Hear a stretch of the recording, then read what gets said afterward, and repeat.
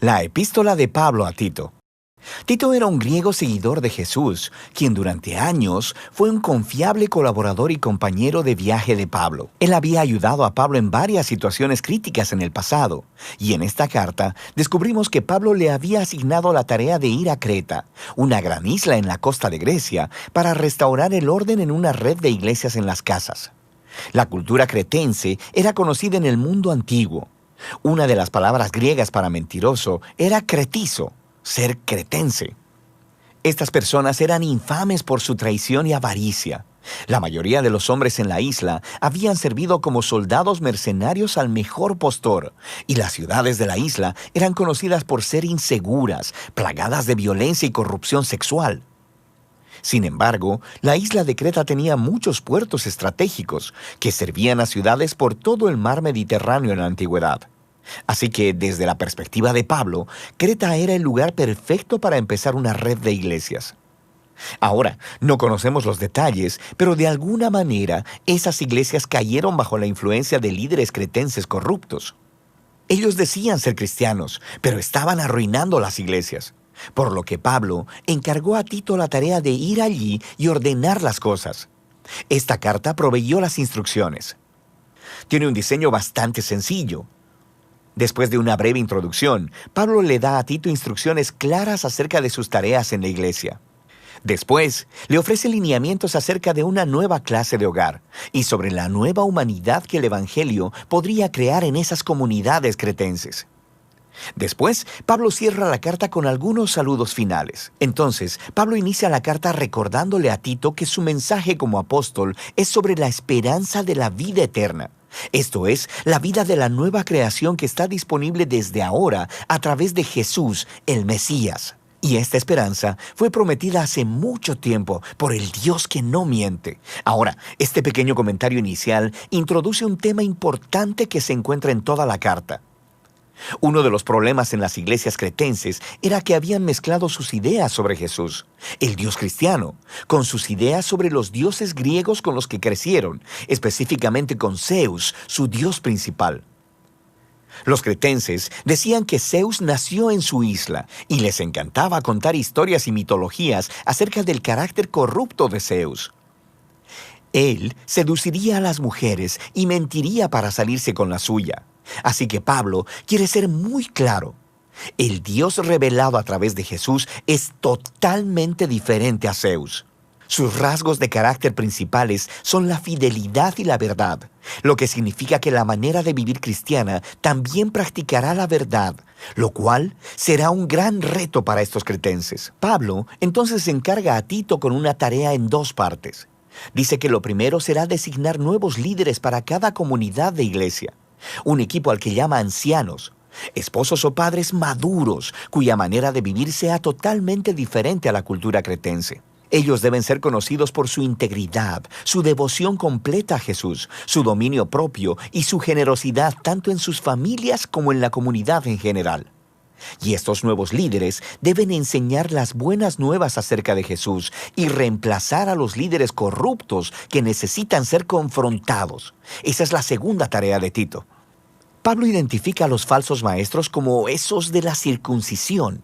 En otras palabras, ellos eran judíos étnicos cretenses que decían que seguían a Jesús, pero de manera similar a los problemas en Galacia, esta gente demandaba que los cristianos no judíos fuesen circuncidados y que siguieran las leyes de la Torá, si es que realmente querían convertirse en seguidores del Mesías judío. Pablo dice que ellos están obsesionados con los mitos judíos y mandamientos humanos, y además que solo están en los asuntos del liderazgo de la iglesia para hacer dinero.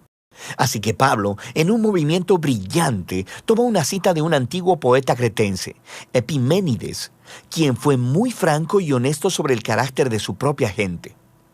Él dijo: «Los cretenses son siempre mentirosos, malas bestias, glotones ociosos.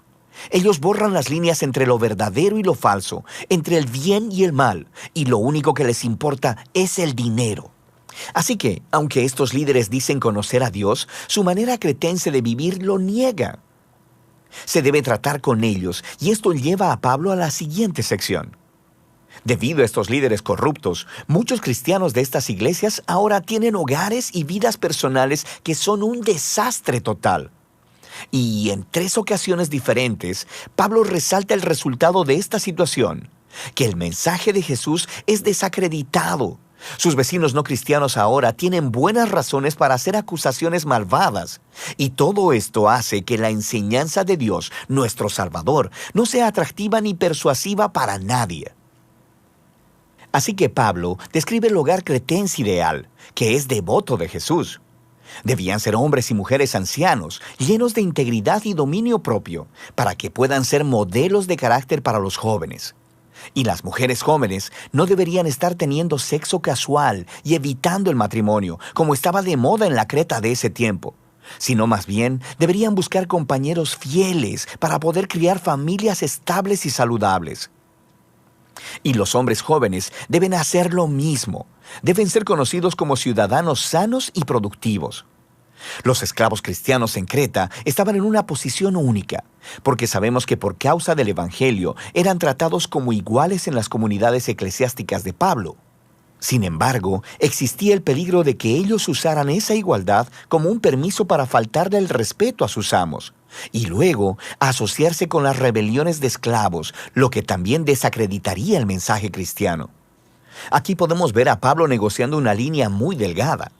Él cree que el Evangelio de Jesús necesita demostrar su poder redentor en la plaza pública, si es que verdaderamente va a transformar la cultura cretense.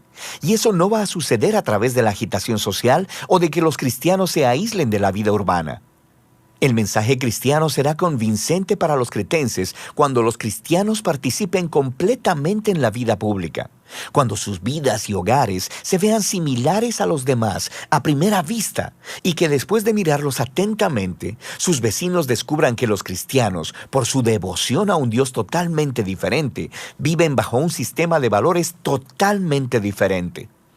Y esa es la diferencia que Pablo resume de manera hermosa al final del capítulo 2. Él dice que el sistema de valores que motiva la manera cristiana de vivir es la gracia generosa de Dios, la cual se mostró en la persona de Jesús y que se mostrará de nuevo en su regreso. Esta gracia fue demostrada cuando Jesús entregó su honor para morir una muerte vergonzosa a favor de sus enemigos, para poder rescatarlos y redimirlos.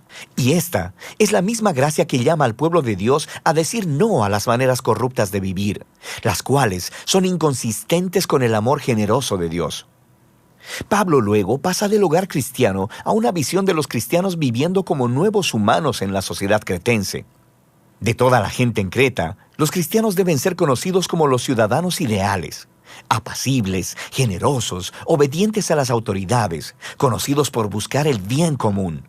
Pero esto es muy diferente a la manera en que los cretenses crecieron. ¿Cómo se supone que los cristianos mantengan este estilo de vida contracultural? Y Pablo cree que la fuente de poder para esta manera de vivir es el amor transformador del Dios Trino que se anuncia en el Evangelio. Y entonces lo explica en un poema realmente hermoso. Él dice que la bondad y el amor de Dios son lo que nos salvó, a pesar de nosotros mismos, para que a través del Espíritu Santo Dios lavara, renaciera y renovara a las personas. Y a través de Jesús proveyera un camino para que ellas sean declaradas justas delante de Él. Todo esto nos da acceso a la vida eterna. Esto es, a un nuevo futuro en la nueva creación. Esta historia viva es tan poderosa que puede producir una nueva clase de personas. Pablo está convencido que la fidelidad a las enseñanzas de Jesús, empoderada por el Espíritu, demostrará la gracia de Dios por toda la isla de Creta y por todo el mundo. Pablo concluye prometiendo que enviará refuerzos a Tito, ya sea a Artemas o a Tíquico, y saluda a sus amigos en común. Y así termina la carta. La carta de Tito nos muestra la estrategia misionera de Pablo para que las iglesias se conviertan en agentes de transformación en sus comunidades. Esto no sucederá haciendo una guerra cultural o asimilando la manera cretense de vivir. Más bien, él llama a estos cristianos a participar sabiamente en la cultura cretense. Ellos necesitan rechazar lo que es corrupto, pero también abrazar lo que es bueno. Si ellos pueden aprender a vivir pacíficamente, dedicarse a Jesús y al bien común, los cristianos mostrarán la belleza del mensaje de nuestro Dios Salvador. Y de eso se trata la epístola a Tito.